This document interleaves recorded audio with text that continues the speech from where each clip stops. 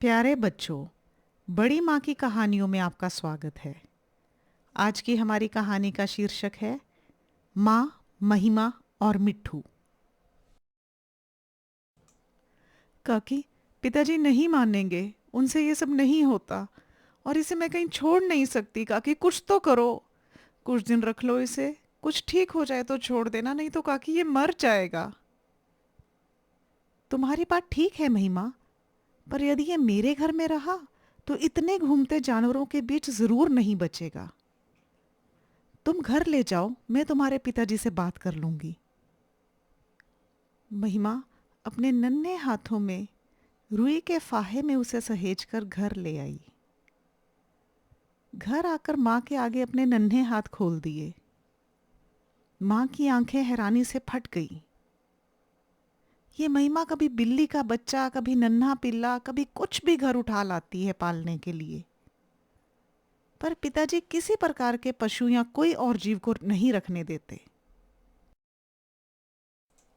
महिमा के बाल मन में उत्सुकता थी, चंचलता थी, हर पशु के लिए भावुकता थी। पर यह क्या, आज तो यह नया खेल था। उसके हाथों में बहुत छोटा, कोमल, बिना आंखें खोले, जैसे अभी अभी पैदा हुआ एक गिलहरी का बच्चा था। गिलहरी का बच्चा? महिमा, क्या है ये सब? काकी के मना करने पर महिमा पहले ही उदास थी, पिताजी के भय से निराश थी। अब माँ की ऊंची आवाज से रुआंसा हो गई। माँ तो माँ थी, कब तक कठोर रहती। महिमा को दुलार किया और गिलहरी के नन्हे बच्चे को अपने हाथों में उठा लिया। बच्चे को हाथ में लेते ही माँ का सारा प्यार उस पर उमड़ पड़ा। महिमा वापस आते हुए काकी से आंखों में दवाई डालने वाली छोटी सी शीशी ले आई थी, जिसमें थोड़ा सा दूध डालकर उसे पिलाया गया। महिमा ने आते ही उसका नाम मिट्ठू रख दिया था। महिमा की खुशी का अंत नहीं था, पर पिताजी से भय का भी अंत नहीं था। शाम को पिताजी घर आए। आते ही जाना पहचाना सवाल पूछा, महिमा कहाँ है, क्या कर रही है? माँ ने कहा, मिट्ठू के साथ है। कौन मिट्ठू? जैसे तैसे माँ ने पिताजी को सब बताया, गिलहरी के बच्चे का किस्सा सुनाया और मिट्ठू को घर में रखने के लिए मनाया। करीब 2 दिन बाद मिट्ठू ने आंखें खोली। माँ को तसल्ली हुई। हर 3 घंटे बाद मिट्ठू को दूध पिलाना माँ का नियमित काम हो चला था। अब वे उस नन्ही सी बोतल को बहुत नन्हे नन्हे हाथों से पकड़ लेता दूध पीते समय। घर का कामकाज, महिमा की पढ़ाई लिखाई, इन सब के बीच में मिट्ठू की सेवा एक चुनौतीपूर्ण काम हो गया था। पर वह नन्हा सा जीव माँ और महिमा के प्रेम का पात्र बन गया था। एक छोटी सी टोकरी में तौलिए के ऊपर रुई बिछाकर उसका घर बना दिया गया।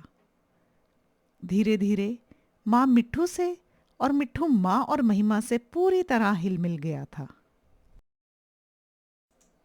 3 महीने का होते होते वह कमरे भर का चक्कर लगाने लगा था।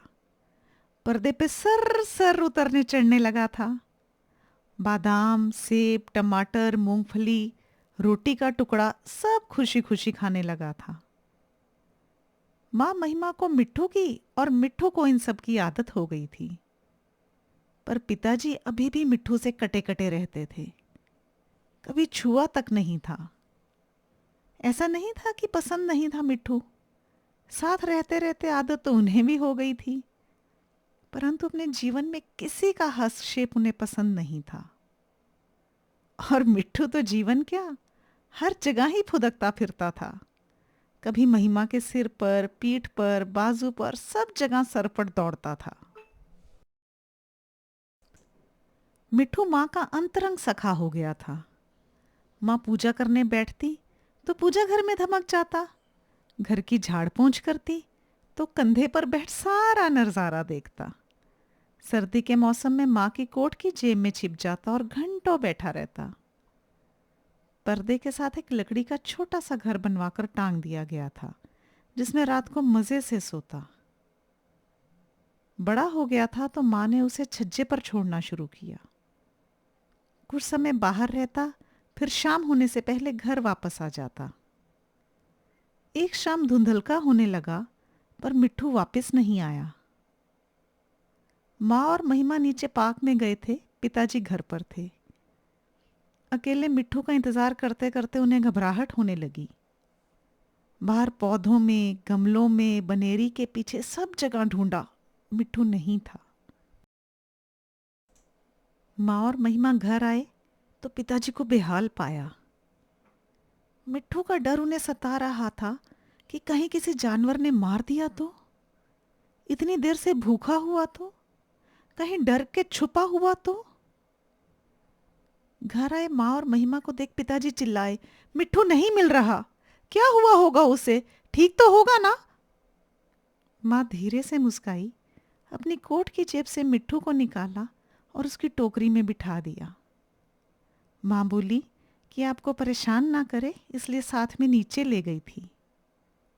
पिताजी के चेहरे पर क्रोध और राहत के मिले जुले भाव थे।